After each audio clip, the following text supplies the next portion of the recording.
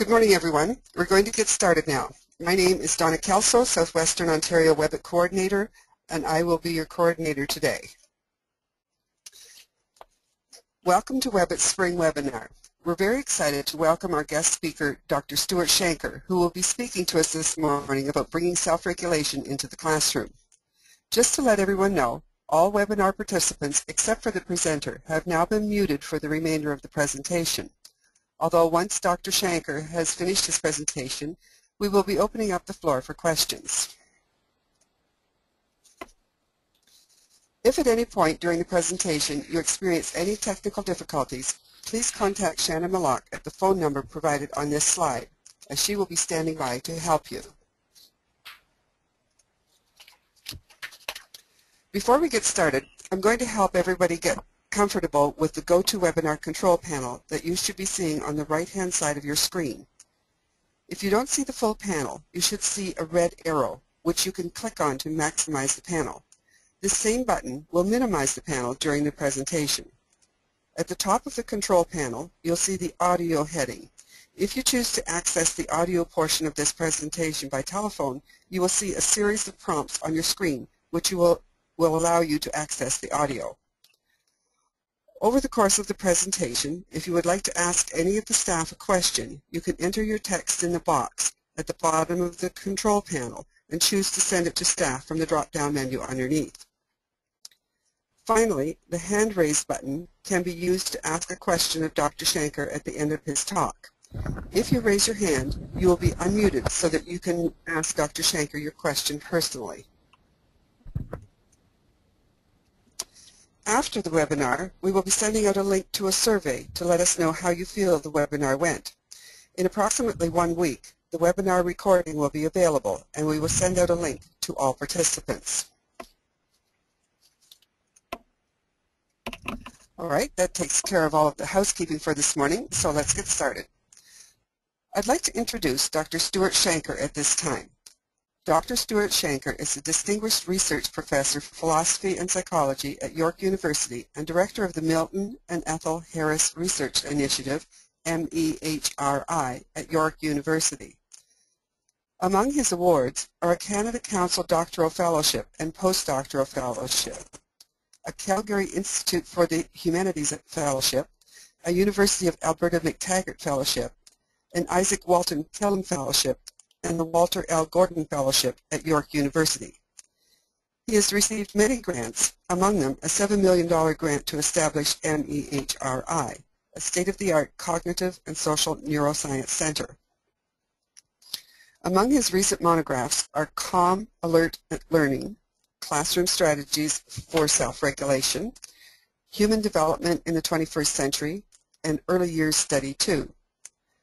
Dr. Shanker served as Director of the Council of Human Development for 10 years, Director of the Canada-Cuba Research Alliance for 6 years, and he was President of the Council of Early Child Development in Canada for 2 years.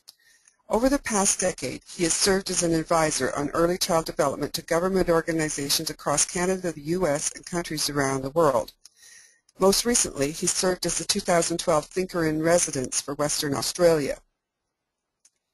He is currently rolling out a self-regulation classroom initiative with several superintendents under the auspices of the Ministry of Education in British Columbia, Yukon, and Ontario. And now, I'm going to turn the presentation over to Dr. Shanker.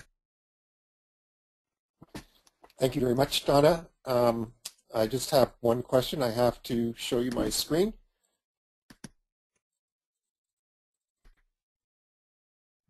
And one last thing, and I'm ready to go. As Donna mentioned, we've launched this self-regulation initiative initially in BC, then in Yukon and Ontario. And on this first screen, I've got the name of the website that the BC government has created. I'd like to encourage everyone to go to this website. It's filled with all sorts of very useful information for teachers, essentially from JK to 6. We're just about to start rolling out the next phase, which will be from grade 7 to 12. And you can also download there or read all sorts of accounts of the kinds of practices that teachers across these districts have introduced, what's working, what's particularly working well.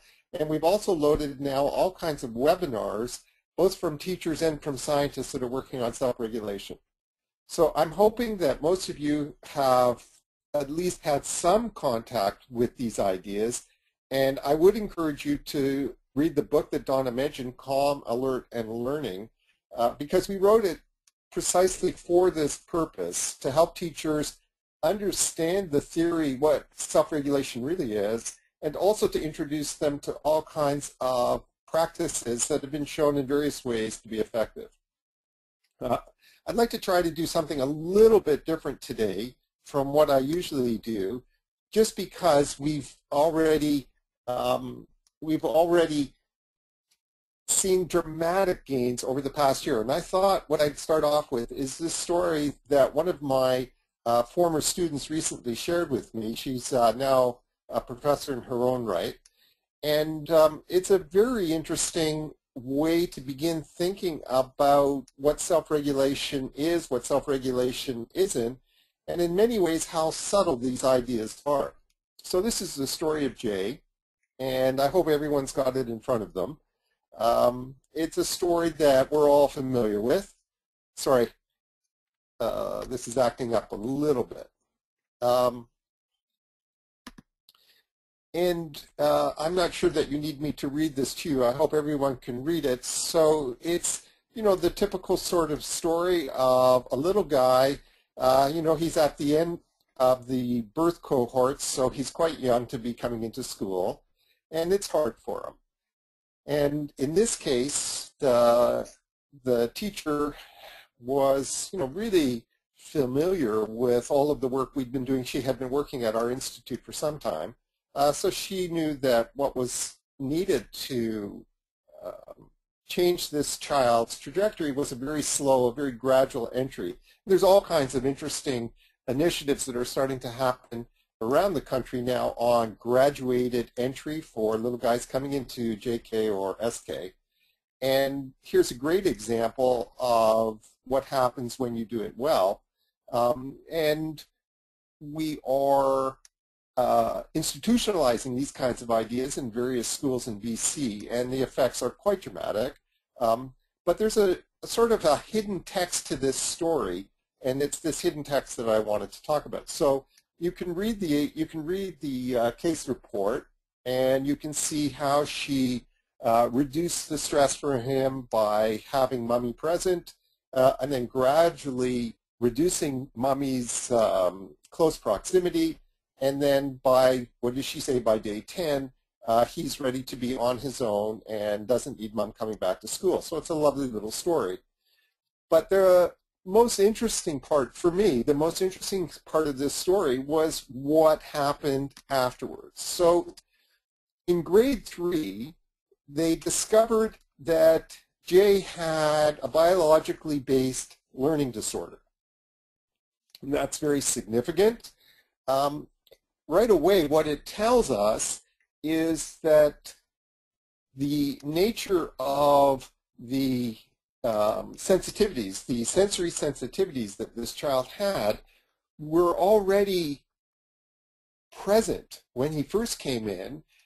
This was a little guy that because of his sensory profile, he was under quite a lot of stress. But he could manage that stress, whatever that means for the moment. We'll just ballpark that. He could manage his stress in his home environment. But when he got into this new foreign environment filled with lots of children, it was way too much for him. And that was the reason why he had to have mom present. That's important too.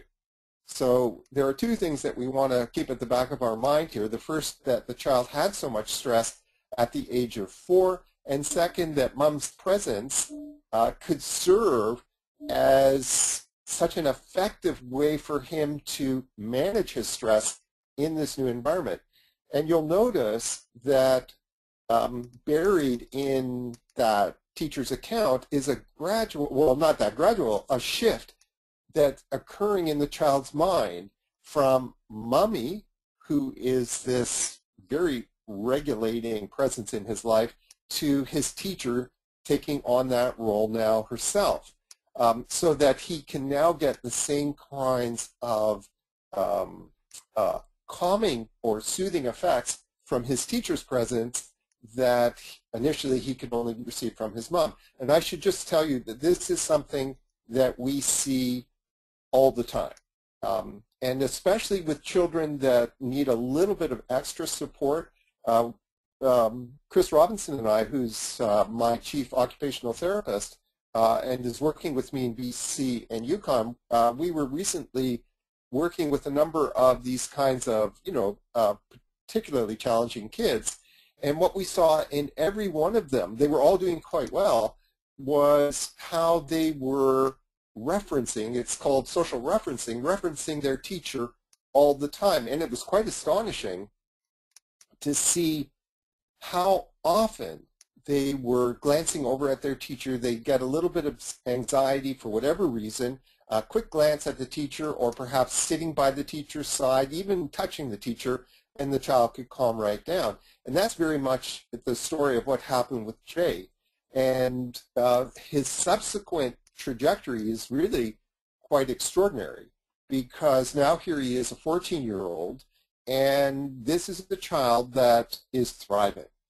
He's a child that not only has lots and lots of friends, is quite gifted athletically, but the kid is doing well in school. He's a happy kid.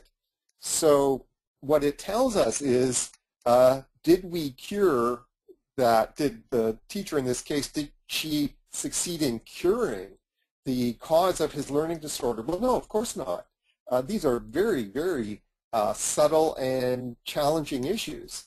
But what she did was transform the child's trajectory by reducing his anxiety. And that's really going to be our central message for today.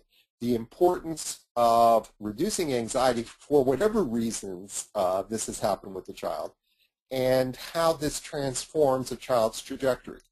And what self-regulation is truly all about is trying to understand why the child is so anxious, what are the causes of the child's high stress levels, and then helping the child learn how to manage this for himself. And when we do this, we get exactly this kind of a result, where despite the sensory challenges that this particular little boy or whatever child we work with is experiencing, they can nonetheless thrive. They can nonetheless enjoy being in school and have a successful educational trajectory. So really what I wanted to explain here is why this is a story about self-regulation.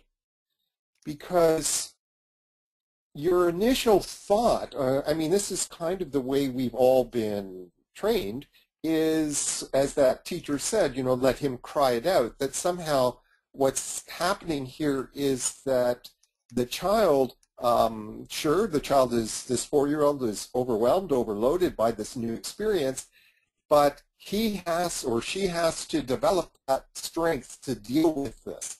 And that if I, somehow spoil or mollycoddle or, give in, indulge this behavior, that in a way it will be more harmful for the child because they'll become reliant on us. But that's not at all what happened in this story of Jay, and it's not at all what happens whenever we look at these young children. And the key here is to reframe the 4-year-old or the 5-year-old or the 6-year-old's behavior, to see this not as somehow demonstrating a weakness or a lack of self-control, but rather as a sign of something else going on, a sign that something is stressing this child. And that's why we're seeing whatever the behaviors are. And it could be, in this case, what looks like separation anxiety is in fact something that is a little bit more complex and certainly more subtle. It's not simply a case of, I mean, the word separation anxiety seems such an easy way to categorize what's going on here. But in fact, what was going on was a child that was overstressed, and he was overstressed because, like, for example, many of these kids have a heightened sensitivity to auditory stimulation. And so here we have a child who's gone from a nice, quiet home environment into quite a noisy, bustling classroom environment, and it overloads the kid. So it's really a sign that, in this case, child's being overloaded by this new environment. And the second element that's absolutely critical refers to something that in neuroscience is called the social engagement system. This is an idea developed by the great neuroscientist Steve Porges, and essentially what it says is that for a young child, their first and most important manner of dealing with stress is to turn to a comforting adult who creates this sense of calm, who creates this sense of calmness, safety, and security. And that's what he was getting from his mom, and that was the transition that was occurring here. So where I'd like to start is the difference between self-regulation, this kind of self-regulation, and our sort of standard knee-jerk response to these behaviors. There are really two very different conceptual histories operating here, both of them remarkably old and very easy to confuse. So the one is the history of self-control, and this is a very ancient idea. It goes back to the ancient Greeks, in particular to Plato, and it's a long and complicated history, but it got picked up by early Christian theorists, early Christian thinkers, and then it has really remained a constant presence in our thinking about child development. The idea that self-control is a sort of muscle, and that's exactly the way Plato described it. He has a comparison at one point where he says you teach a child self-control in the same way that you teach a child to become a warrior. So suppose that you give the young child a sword, and at the beginning he can barely lift the sword, but through repeated practice he'll develop the muscles to hold the sword at length with ease, and then by the time he's a young man he will be prepared to go into battle. Well, self-control, Plato thought, is also a muscle, and it's the muscle needed to resist temptation or to inhibit, control, and impulse. So we have to strengthen this, and we strengthen this through education.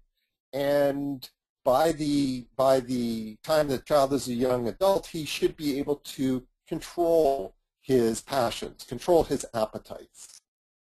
If we have a child who's having trouble learning this, acquiring this strength, then it must mean one of two things. Either for that child, his appetites are particularly strong, or that his faculty for controlling those appetites is particularly weak.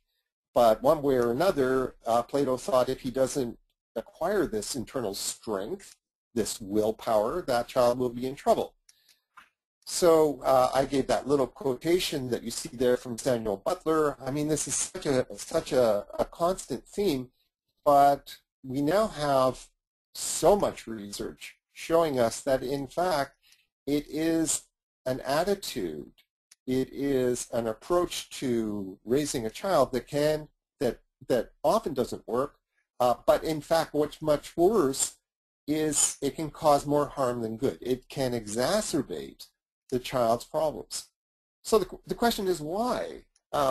If self-control isn't the issue, what is it? Well, the thinking that has become extremely dominant over the last decade is that it's about self-regulation. So our first point, our most important critical step, is understanding the distinction between self-control and self-regulation. And as I said, self-regulation has a very different history, And really, it too, I mean, ironically, it too has elements that you can find in Plato, but it was really in the middle of the 19th century that the science of self-regulation began to explode. And this was a result of a great discovery made by the Claude Bernard, who is regarded as the father of modern physiology. And in 1865, he published a book in which he introduces this idea that an organism, all organisms, have a number of processes that enable them to maintain a stable internal milieu, a stable internal state. And this process of maintaining a stable internal state he called homeostasis. I'll come back to that in 2 seconds. So his idea was that all living organisms are homeostatic systems. Well, this was an idea that got picked up at the beginning of the 20th century by two of the figures that have had quite an extraordinary influence on educational policy in Ontario. And the reason for that is actually Fraser Mustard. Fraser was one of the great exponents of the ideas of Hans Selye.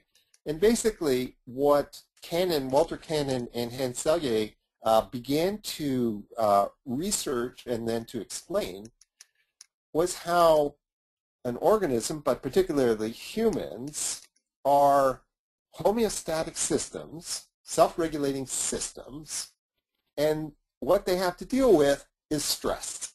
And so the basic idea that Selye came up with is that we have a number of mechanisms for dealing with a stressor and then recovering from that stressor. And that's essentially what self-regulation is. Self-regulation refers to the ability to deal effectively and efficiently with a stressor and then return back to baseline, return back to this state that Bernard described of being stable. So I thought I'd give you an example to explain what's going on here, and it's the example of hypothermia.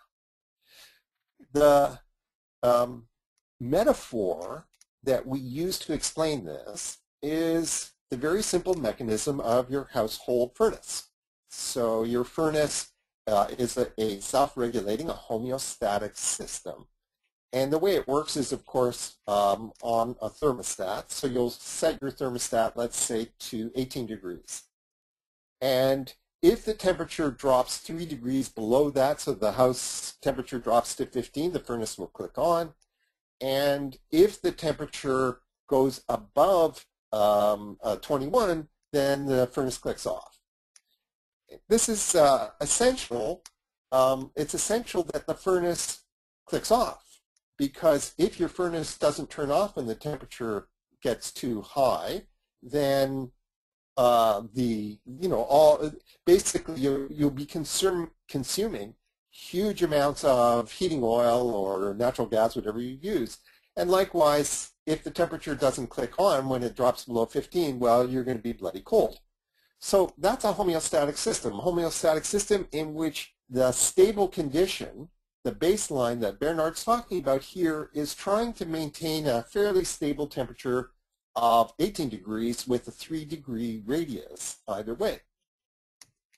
So now let's see if we can apply this to what's going on in hypothermia, and then from there we'll try to understand what may have been going on with a child like that of Jay.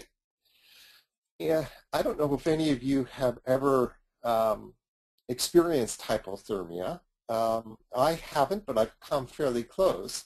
And it's very interesting what happens.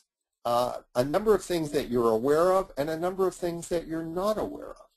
So we talk about hypothermia as occurring, or at least mild hypothermia occurs when your body temperature falls below 35 degrees. So as you know, we maintain a stable temperature of around 37 degrees.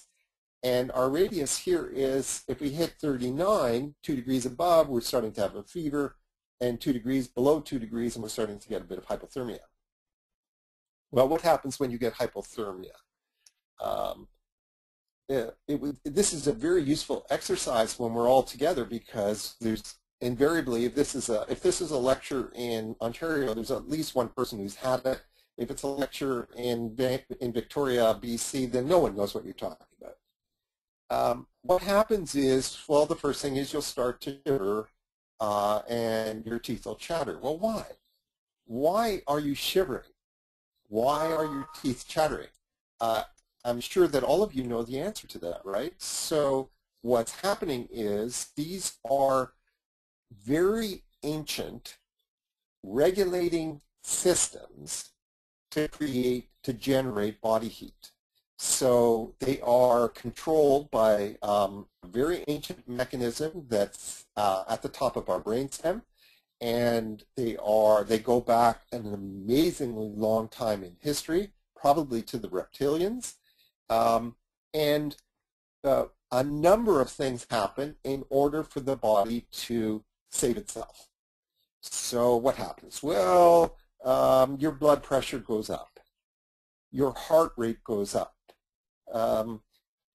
your breathing rate increases quite rapidly. It can go from 15 breaths a minute to 40 breaths a minute. These are all mechanisms that the brain, this deep part of the brain, which are quite automatic. You have no control over these.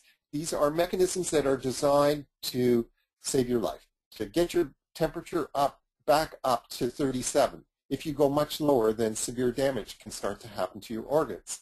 So the brain triggers these responses, which consume an enormous amount of fuel. Now think about your house, right? So your house drops to, I don't know, 17 degrees, 16 degrees, the furnace clicks on. Well, anyone living in Ontario knows just how expensive that is, especially in our very cold winter when you get your heating bill.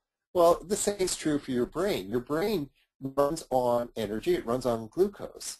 And in this state of hypothermia, you start to consume enormous amounts of energy to keep the system alive, to prevent further damage. In fact, it consumes so much energy that to compensate, it begins shutting down things. So it will shut down digestion. At this point in time, the brain, this ancient part of the brain says, I don't really care whether or not you're digesting. All I'm concerned about is keeping you alive. So digestion stops. A number of functions shut down, and one of the most interesting ones that shuts down is your ability to think, your ability to use that front part of your brain to assess risk, plan your actions. The brain is now in something called survival mode. It's a shift. It's called the shift from learning brain to survival brain. And so nature's decision was that at this point in time, I don't need you thinking, I need you surviving. So the energy that those systems, these are very expensive systems. The thinking part of your brain is a very energy demanding system. So it shuts down. Memory, even your ability to remember things shuts down. You go into, in hypothermia, a sort of mental fog. That's the typical thing that people describe. So you can see what's happening, that in this state, you've got a number of very expensive, fuel-expensive reactions triggered, and a number of very typical expensive things shut down. It's fascinating how when your body temperature goes back up to normal, you'll hear your stomach start to gurgle. In fact, if you've had massages and you've experienced this, it's also a sign of relaxing from tension. So this is a very good sign. It's telling us now that the brain is starting to make the shift from survival brain back to learning brain. It's starting to bring all kinds of systems back online. Our digestion comes back online. Our ability to think comes back online. what's so fascinating about this case? So hypothermia it's a very effective way of understanding what self-regulation is. It's this system for dealing with stress and recovering in the way that Selye described. And here in the hypothermia case, the stress involved is cold, extreme cold, extreme heat. These are great stressors on our whole system, on our nervous system and on our autonomic nervous system. So what's fascinating about a case like Jay is, in his case, he's also experiencing quite a dramatic stress. And it can take some time for us to figure out what the stressors are that the child is experiencing. And it could be the temperature in the room. It could be the noise in the room. It might be a child that needs a very subdued visual environment, and there's too much color, there's too much light, too much movement, whatever. So these are all stressors on a little child. And remember, these are little kids, and so they can be quite, I can't think of the right word here, vulnerable, quite sensitive to stressors that you and I really wouldn't even recognize as a stressor. And this is the reason why children can find a smell that you don't notice, like the smell of a particular soap, overloading. It's a stressor for the child. Or certain textures. It's the reason why a lot of children may have trouble eating mashed potatoes with lumps, or why they can't eat crunchy foods, or why it's hard for them to brush their teeth, and so on and so on and so on. So what Jay's behavior was telling us was, because his anxiety was so pronounced, that he was under stress of some sort. Now, the second point here is absolutely fascinating, and it's really, it should be a separate lecture, so I can only describe it very briefly. But what we know is that a human baby, all human babies, are born what we call prematurely in a sort of evolutionary sense. And what we mean by this, the technical term is called something called secondary altriciality. And really what it means is that children are born with only a small part of their brain, somewhere between a quarter and a fifth, and their brain really grows quite robustly over the first 48 months of life, the first 4 years of life, and all sorts of systems are getting pruned and wired, and one of the most important is this self-regulating system. This system for recognizing stress, responding to stress, and knowing what to do when you're stressed, knowing how to calm yourself. Now, the way nature designed us, which is absolutely fascinating, is that in the early years, when the brain is so, in a sense fetal, in a sense primitive, there is a brain-to-brain hookup. The British clinical scientist B. Tantum describes this as the interbrain. The idea here is that a higher order brain has a sort of Bluetooth connection to the lower order brain, regulates that lower order brain, and it's by having these regulating experiences that the parts of the brain, the child's brain, that are growing most robustly get wired to regulate itself. And we sort of think this is a developmental process that really goes on for quite a long time, probably around 24 years, for these regulating systems to become fully functional. But what's pivotal are clearly the first 5 years. The first 5 years have a major impact on the kinds of experiences that the child's going to undergo when the child goes into SK and then grade 1. So what's clear from that opening vignette and what's clear from what I'm telling you here is that the adult in the child's life plays a pivotal regulating role. And it's by having these regulating experiences that the child will go on to learn how to do it for himself. So in this case, whatever the causes of Jay's stress load were, he is able to regulate, to get back to being calm by having his mother present, because that's how nature designed us. That's the interbrain. So because the stress was high, he had an unusually strong need for this regulating presence. And then over the span of 10 days, he was able to transfer this interbrain role to his teacher. But also what's happening is as he adjusts to this new environment, the anxiety drops quite considerably. He becomes less anxious and much more capable of dealing with these stresses.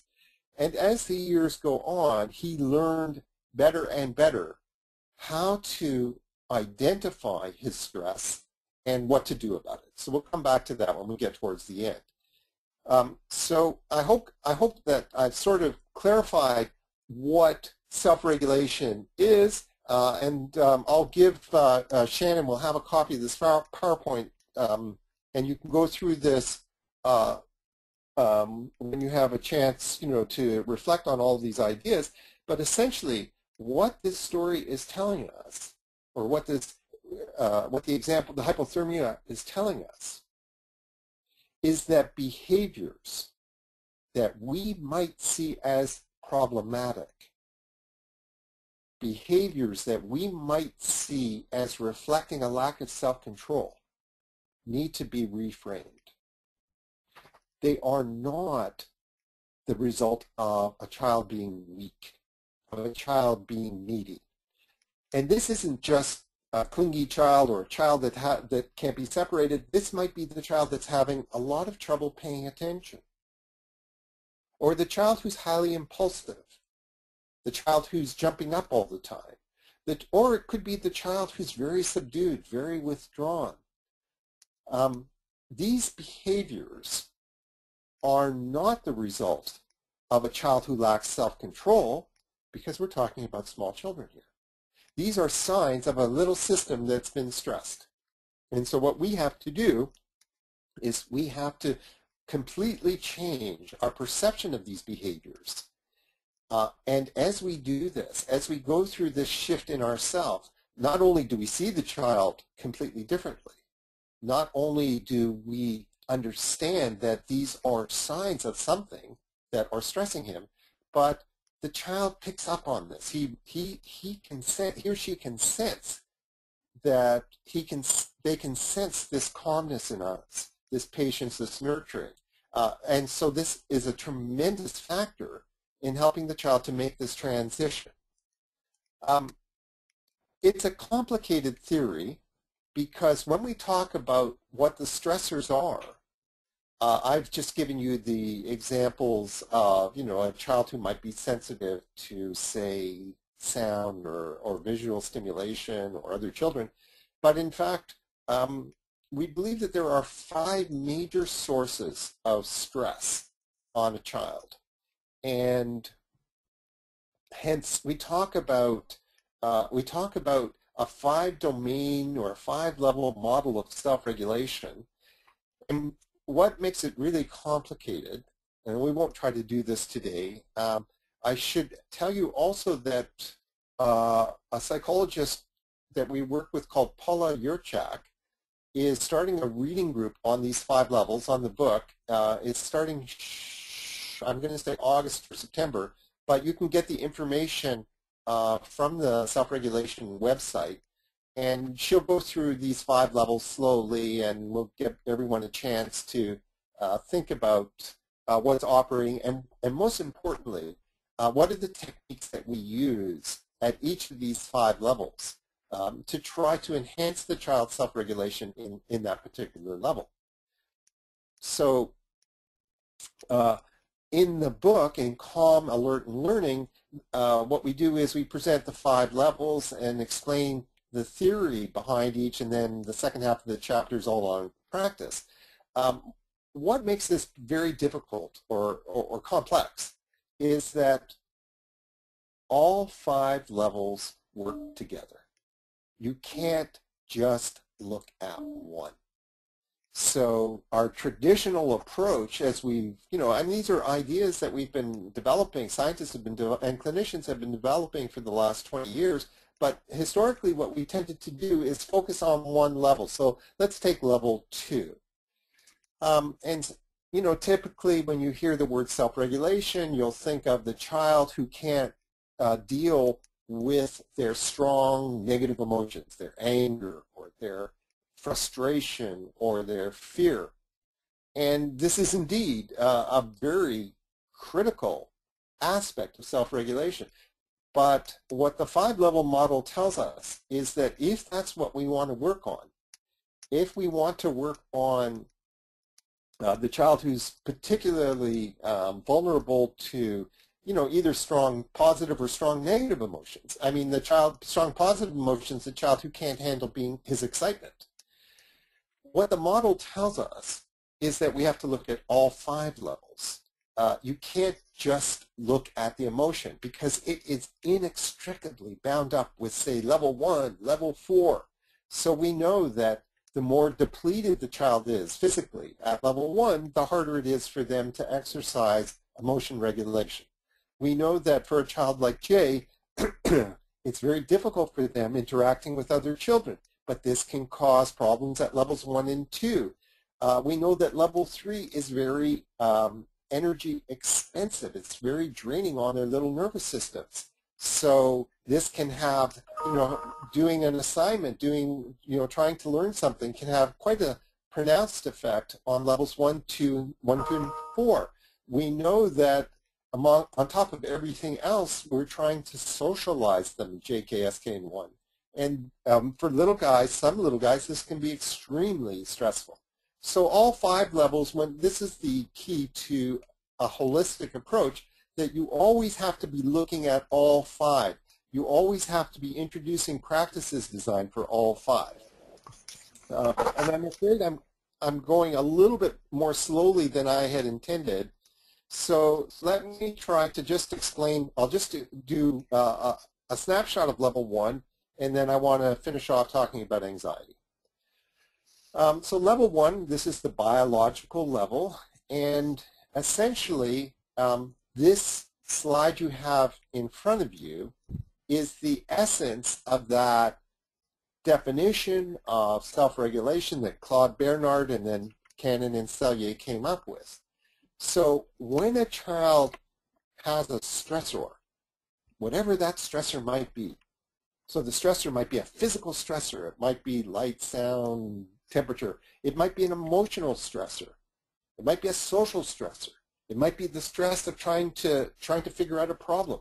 Whatever the child's stressor is, the brain triggers this part of the autonomic nervous system, the SNS, the sympathetic nervous system, and it releases things like adrenaline. And this is all designed to do those things that we talked about with the hypothermia example. So it gets the heart racing, blood starts to pump, and now what we have to do is, because this SNS response is so energy expensive, then we have another part of the brain that puts its foot on the, that triggers the PNS, the parasympathetic, to recover. So this is like watching the furnace go, it's gone down below your, 3-degree radius, the furnace kicks on, and now the thermostat clicks it off so that we restore, so that the child restores. So we talk about it as putting your foot on the gas, that's the SNS, to deal with the stressor, and then putting your foot on the brake, the PNS, to recover from that effort. And what we see, I'm just going to skip over this next slide. These are the stages of arousal that a child goes through. And what we see is when a child has too much stress, if the child is under too constant a stress load, they go into this thing called an allostatic load. And the signs of an allostatic load these are the 4 sort of clinical signs that we use, but for your purposes, let's just keep this simple for this morning. The signs of allostatic load are the child that has a lot of trouble inhibiting his impulses, the child who has a lot of trouble paying attention, the child who always seems to be crabby or sad or listless. These are all signs of a system where the foot's been on the gas way too much. And now what happens is the brakes start to wear out. The brake pads start to lose their resilience. The child's ability to bounce back, to get back to that state of being calmly focused and alert becomes jeopardized. So they need to be in that state of calmly focused and alert in order to learn. That's where learning is most effective. In that state, the gas pedal and the brake are the most finely balanced. They're most finely in tune with each other. When there's too much stress, they get out of balance. The PNS can't keep up with the demands. It can't keep up with the constant stressors, whatever they might be. And at this moment, you don't need to worry about what those stressors might be. That's phase 2. All you need to understand is that when you are confronted with behaviors like Jay's behavior, it's telling us that the system's out of kilter. It's telling us that we need to get that kid back to calm.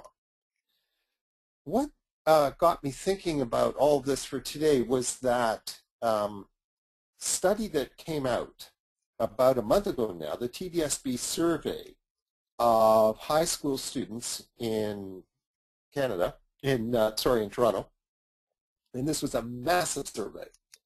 And they got the self-reports from 103,000 students, and the results were chilling.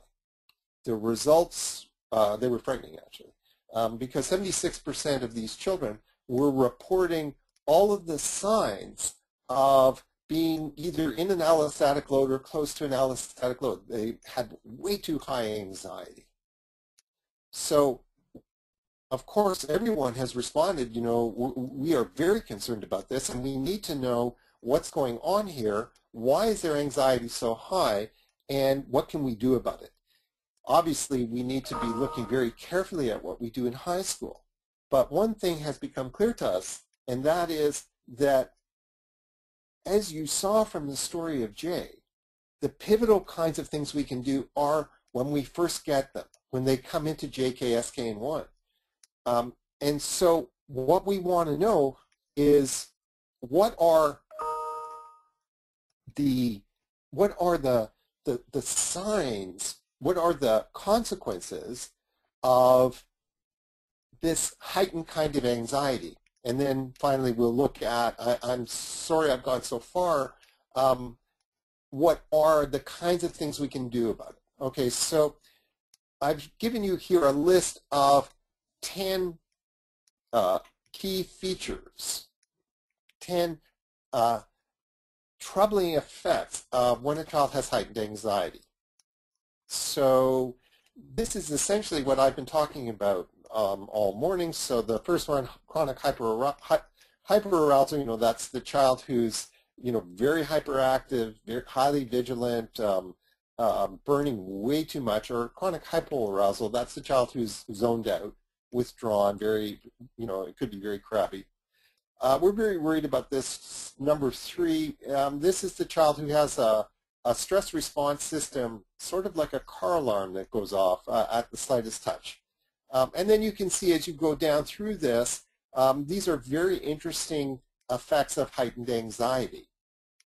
And so, you know, we see, for example, children that seem to really lose it from just a bump. But in fact, that bump can, you know, as an adult watching this, we might think the child is acting up. But if that child is in a state of heightened anxiety, they have really a hyperacute, a hypersensitive response to pain. And so you can go through all these things. What I wanted to finish with is, what do we do? And I've only given myself 10 minutes, so I know that this is a lot of information. Really what I'm trying to do here is get you to see how self-regulation is really a way of transforming our perception of a child's behavior. And with that transformed perception, that new lens, it transforms how we respond. So we're no longer going to respond with punishment and reward, or at least we're going to try to contain that. Because the problem with punishment and reward is that punishment can actually quite seriously exacerbate the child's stress load. It can quite dramatically increase the child's anxiety. Quite often what happens is there are various responses to stress that a child goes through. The first one is, as I said, looking for an adult. The second one is fight or flight. And the third one is freezing, immobility. Quite often what happens, especially with young children, is we frighten them so much with whatever the punishment is that they become very still, they become very immobile, and we think that that's compliance. We think that we've been effective. But in fact what's happened is they've gone into an even more expensive stress response. This is instead of teaching them how to deal with stress, it's actually exacerbating their problems with dealing with stress. So what we want to do instead is this. These are the key steps to self-regulation. The first step, so we're going, instead of a punishment reward kind of mentality, we're going to be looking at how do I help children develop the ability to self-regulate. Remember that this is about them learning how to do this for themselves. So first we get them regulated. That's the point of number one.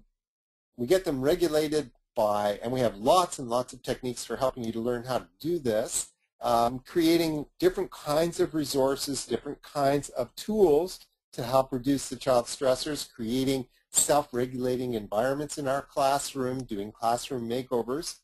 But then number two is absolutely vital. The child has to become aware of what it feels like to be calm, what it feels like to be agitated. And we have to do this, that's what it means when I say titrate. We have to do this gradually. You can't just, a child doesn't develop this capacity all at once. So it may take, with some children, it may take them just a couple of days to learn what it feels like to be calm, what it feels like to be agitated. With other children, it might take a decade. It doesn't matter how long, all children can learn this, provided that we are patient. What I said in point number one, provided that we're patient, calm ourselves, and we give that child this sense of safety in this environment. And then the third step is we're going to experiment with different techniques for helping children regulate themselves, different techniques. So for some kids it might be that they need a chance to go read in a quiet space. So we talk about creating quiet zones within our classroom where the child can go for a lie down or for a read. For other children it might be they need activity. They may need some exercise to discharge the tension that's built up in their muscles. For some kids it might be there are effective effective techniques of using an iPad to help a child self-regulate. For some kids it might be something like a swoosh ball or a TheraBand. So the thing is, every child is different, so there's not a cookbook you can use here, the Self-Regulating 101. You have to work with the child to find out what that child finds regulating, and then you have to help the child learn through step number two when to be proactive. When they feel themselves starting to become a little anxious, starting to become a little agitated, and then what they can do to get back to being calm. That's what the story of Jay is telling you. Because what they went on to do with that kid was they took him through steps 2 and 3.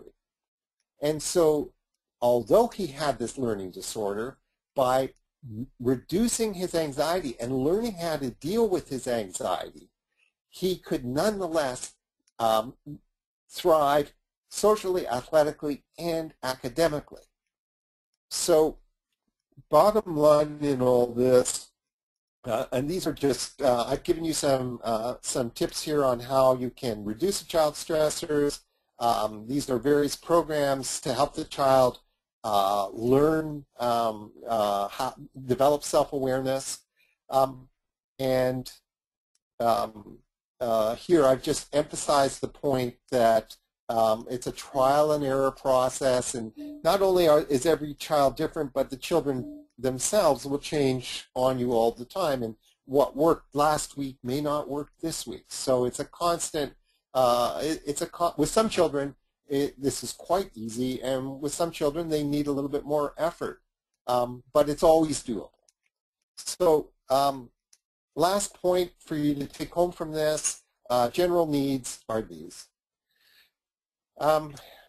When we see the kind of data that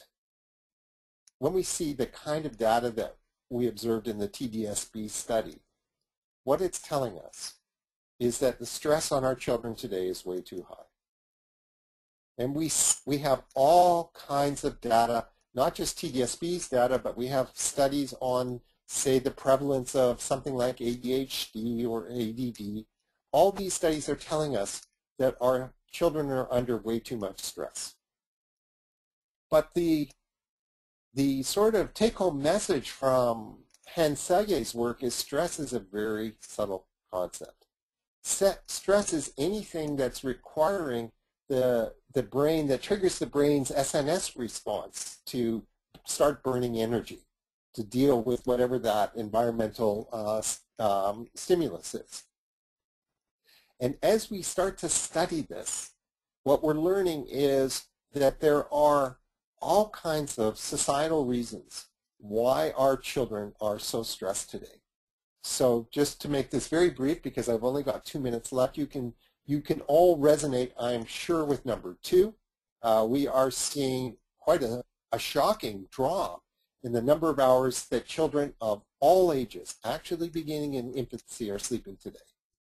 And this has a huge effect on the child's anxiety levels, the child's vulnerability to anxiety. We are learning, just this week there were 2 important studies published on the effects of screen time before bed. We know that we have to start looking at the physiological effects of too much time on things like video games, and the fact that this is taking away from time doing things like sports or exercise or running around, which actually recharge the battery. And the last point is this point about superstimulants.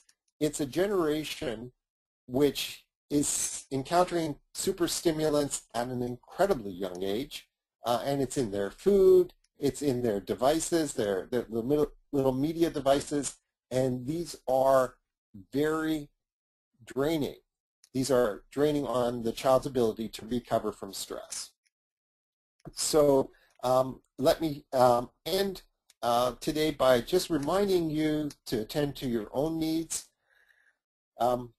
This job that you're all doing is, in my belief, in my opinion, the most important thing we can do in education. This is the critical time. What we are doing is so important. It's not just regulating the kid, not just getting the kid adjusted to being in class, but being happy and learning how to do this for himself. But this is a very demanding job. This is, you have a number of children, especially at this young age, that need a little bit of extra attention. So what we want is we want you to take care of yourselves. We want you to self-regulate. It's not just, a self-regulated classroom it's top-down, not bottom-up. And finally, it's absolutely vital that we get mom and dad engaged in all this. And we have a webinar that we've just posted on the Self-Reg website by our mental health clinician, Eunice Lee, with all kinds of ideas for how you can work with parents, engage mom and dad in this process so that the child is learning how to self-regulate 24/7. It's obviously essential for our success that everything we're doing in the classroom is being done at home.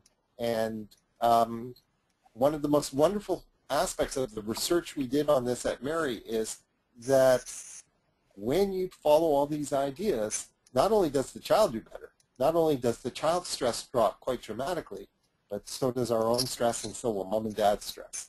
So I wish you all good luck. I know you'll have some questions now. And I'm sorry for giving you so much information this morning, but I hope I've at least whetted your appetite, and now we'll see if we can take you a little deeper through the various kinds of initiatives that we're launching throughout Canada. Thanks, everybody.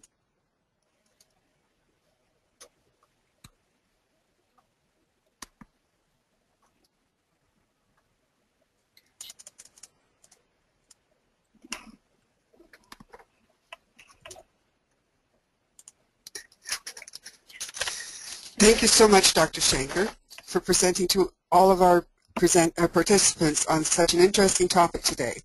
If anyone has any questions, please click the raise hand button on your control panel or type your question into the chat box on your dashboard.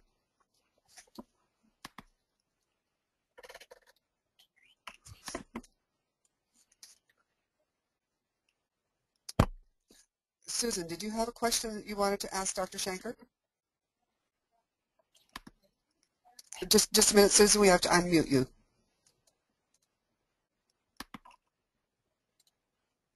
Go ahead. Oh,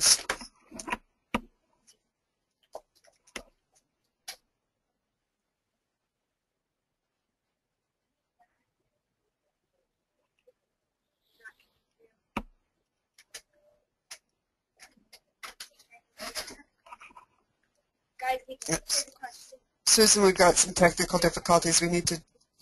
Okay. Many parents may agree. Thank you. Many parents may agree that their child has self-regulation issues, although do not address the concerns because they refuse to medicate their child. So as an educator, where can we go from here with the parents? So am I live again, Donna? Yes, you are. Okay. So, Susan, we have lots and lots of, let me tell you first off, we have lots and lots of concerns about medication today. They're starting to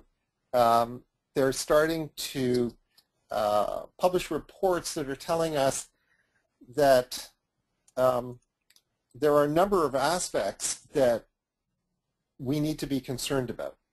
The first one is that quite often they don't work. Quite often they have side effects. But I'll tell you what the major issue is, and then I'll answer your question. The major issue is that when medication was originally intended, so what Susan's asking about for everyone else is things like when a child has what we suspect is ADHD or hyperactivity, and we'd like to see that child put on some form of stimulant to try to regulate their behavior. And it's also effective for older kids that might have attentional problems. Now, the issue here is that the medication was originally intended as a way of getting the child in that frame of receptivity where we can begin to do effective therapy with the kid. In other words, the medication is not the treatment. The medication is not a therapy. The medication is really, with a lot of children, if their anxiety is extremely high or their hyperarousal is extremely high, they cannot process the kinds of things I've talked about today. They can't process the kinds of skills, so they don't take in what we're trying to teach them, or they can't exercise. So one of the big concerns that's emerged is that children, large numbers of kids are being put on the medication with no attempt to identify the stressors and then help the child and then help the family reduce the stressors and then teach the child how to deal with this on his own.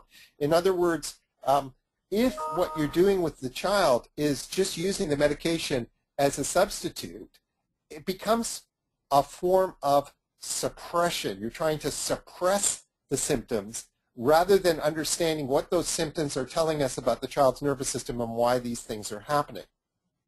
So there are all kinds of things that have been written in the last couple of years on the dangers of this kind of suppression.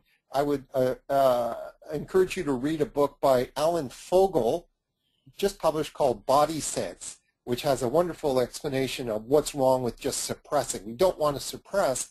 Instead, what we want to do is use this opportunity that medication provides in so many cases to begin to work with the child. Parents are frightened, and so our first point is to recognize that the reason why they're resisting isn't because they're not concerned about the well-being of the child. It's because there's a lot of information out there which has frightened. So what we have to do is we have to begin to work with these parents to help them to understand what self-regulation is, what the stressors on the child are, and begin to explore with them techniques for reducing the stress that the child is experiencing, let's assume in the home, and how they can help us teach this child to, how they can help this child learn, develop both the self-awareness and the knowledge of the techniques for doing this for himself. Now, in this process, as they begin to understand self-regulation, as they begin to see the effects, then they may come to recognize that, in fact, for their particular child, he might benefit from some titrated, some very carefully administered medications in order to get into that, sort of psychological state where he can process the things that we're trying to teach him. But the starting point is always going to be, first we work on self-regulation with the family so that they understand it, begins to institute it, and then we may find that they themselves, as begin to understand these things, come to us and say, well, now can you introduce me to a physician that might be able to enhance the kinds of advances that we're starting to see with our child. Okay, Donna? Thank you. Thank you, Dr. Shanker, and thank you, Susan, for that question. We have a question that's come in from Kim Mastro-Martino, and the question is, how do you suggest two educators, often with a third adult as an educational assistant, go about self-regulation in an effective way? Okay, so I don't know if you're in touch with Kim or not, if she can give you follow-ups as I talk. I think what Kim is probably asking is, so here I am, and I've got now 20, 25 children in my classroom, and they're, I'm by myself, or I'm with one other adult, or if I'm lucky with two other adults, let's say that this happens to be a particularly challenging class. So if that's what Kim is asking, maybe she could send you a quick note, just say yes, so I'm not going down the wrong track here, Donna. Okay, so okay, I haven't heard anything back yet from her. Okay, so I'm going to assume that I am right, which is always always a mistake. Yes, she says yes, you are right. Okay, so go ahead. Okay, so Kim, the one thing I can tell you is one of the reports that we're getting from around the country, which is again a cause of concern, is how many teachers are saying, I'm getting way more challenging classes than I used to get. This is quite a striking change over the last 10 years. So we're seeing, what we're seeing, especially in your age group, is, so we're talking little guys now, right? 4 years old, 5 years old, 6 years old, and 7. We're seeing problematic behaviors emerging younger and younger. We're seeing more extreme versions of these behaviors, and we're seeing girls starting to catch up to boys. And when the numbers are, when they're really, when you have, let's say, more than just a couple of kids like this, say 4 or 5 children, then what seems to happen is you have another half dozen that may not have had this kind of extreme problem, but they're highly susceptible, highly vulnerable to this influence from other kids, so they get tipped over. So before you know it, half your class now is in a dysregulated state. So what do? Well, the first thing that we do is we do a classroom makeover. And so you have to read this carefully, and what you have to do is identify how certain aspects of your classroom can in fact be stressors. And ideally what we'd like to do is create different kinds of microenvironments within a classroom. One area that has low lighting, one area that has a lot of lighting, so that children can find, we can help them find the areas where they are calmest. We experiment in these kinds of classrooms with different kinds of furniture, different kinds of materials that will help to regulate them. So our first step is to create a regulating environment. And there's a science behind this, and we've tried to make all of this accessible both in the book and there's some stuff on the website. The next thing we have to do is we have to find out what are the kinds of regulating practices we can introduce. Children go through a sort of, it's a circadian rhythm. There's a rhythm to when they get highly stressed and when they are in calm states. And there are techniques we can use to help. There are proactive strategies we can use when we know that this is going to be a bad period for such and such class or for such and such kids. There are ways, we use a three-tier approach where we'll have the general, I'm talking here general classroom stuff, and some of the ideas are very simple and very effective. We've experimented in BC and Yukon with reverse lunch, and it turns out reverse lunch has quite a dramatic effect at reducing problematic behaviors in the afternoon. So reverse lunch is when they play first and then eat. There's a wonderful account on the website about how you can use, by Carrie Favreau and her team in Kenora, on how you can use something like snack time as a wonderful way of teaching the children how to self-regulate, how to do this, giving them the freedom and the opportunity to acquire these skills. So there are lots of ways for the general classroom. The second tier is when you have small numbers that need a little bit of closer attention. So here we have our strategies for breaking them up into groups, how to break them up into groups, and how to use one of the adults to work with these groups and to get them to go through those 3 steps with the group that I mentioned. And then the third tier is, of course, the particular child that is, needs a bit closer one-on-one attention, and then we have strategies for that third tier. The thing that we've noticed is that as a matter of fact, just this morning before I came online, I had a report from as bad a classroom as I've ever seen out in BC, and they introduce these things, and the teacher is astonished at how quickly the children themselves pick up the desire and the skills to create this regulating environment and to help the children that are having trouble regulate.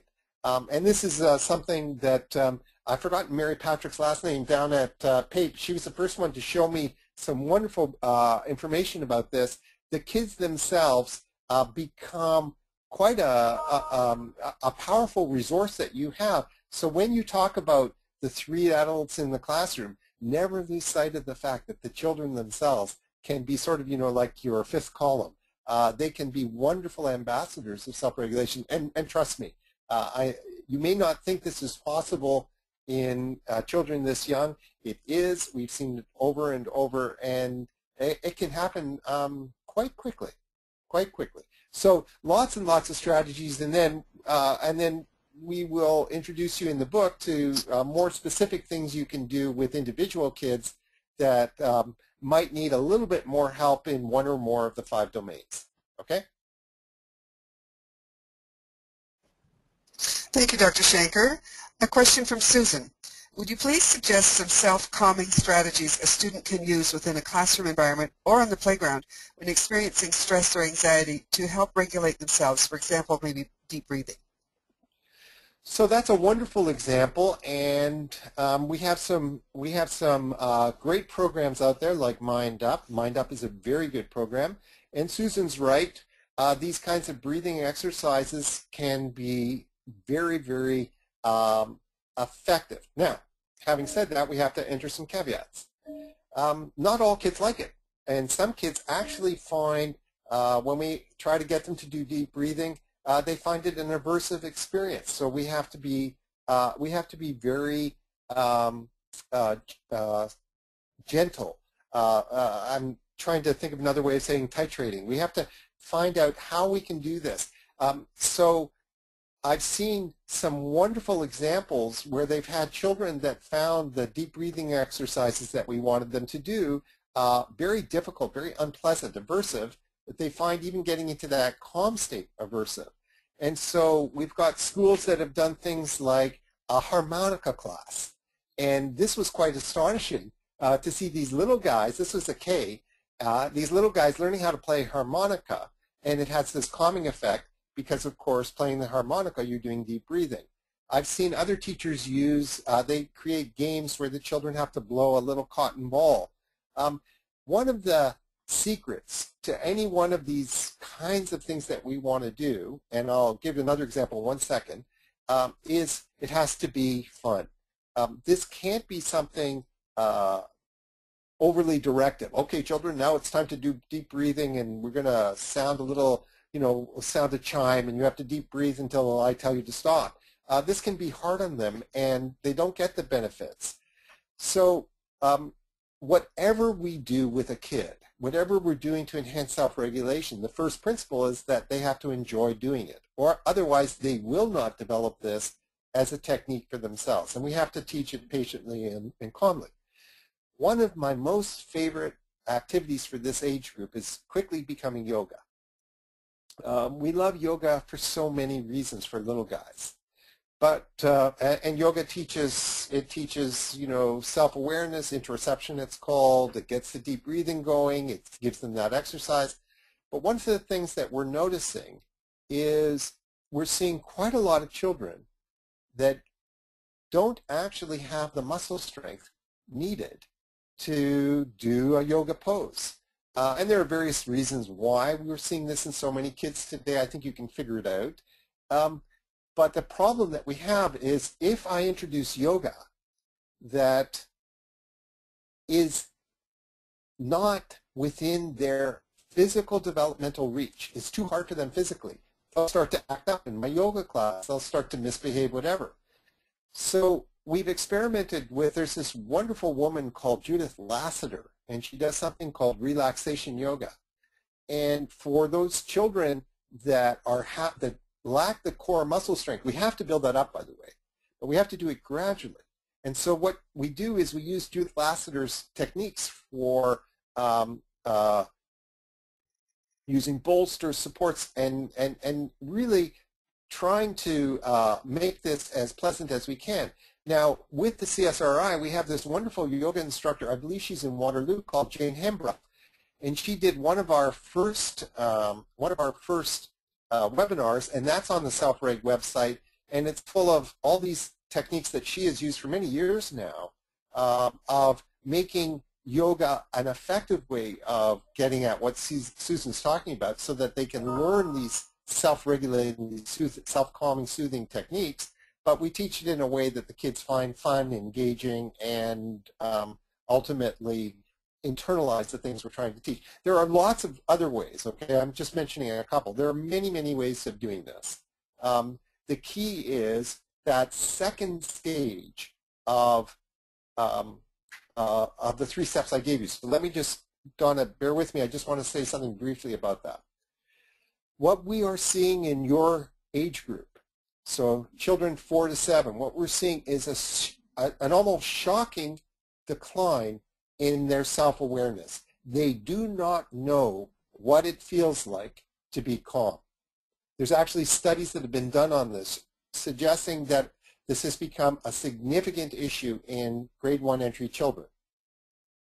So we have to be, as part of our whole process of what Susan was aiming for here, we have to also be helping them to begin to understand using a program like Alert, which has been modified in all sorts of ways by the teachers in our initiative, helping them to understand how their engine's running today, what it feels like when they're calm, what it feels like when they're agitated or when they're really, really cranky.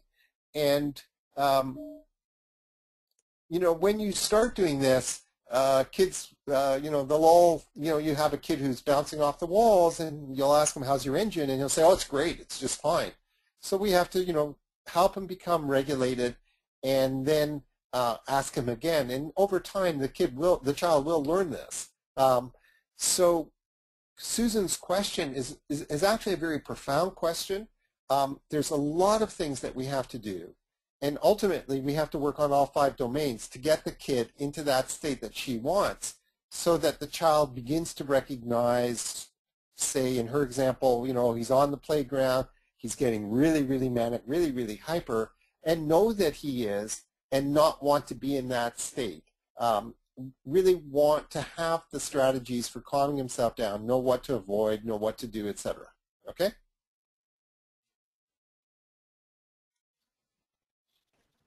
Thank you, Dr. Shanker, and thank you, Susan, for the questions. We have a response from Kim, too, thanking you for the answer, that your answer was very helpful, and especially thinking about it in 3 different tiers. Now, that is all the time that we have for today, so we're going to end our question and answer session at this time. Any other questions that have come in, we will forward to Dr. Shanker, and you will get an answer to your question. If you have any other questions after this, please email us at info@webit.ca, and we will ensure that your questions get answered. Thanks, everybody.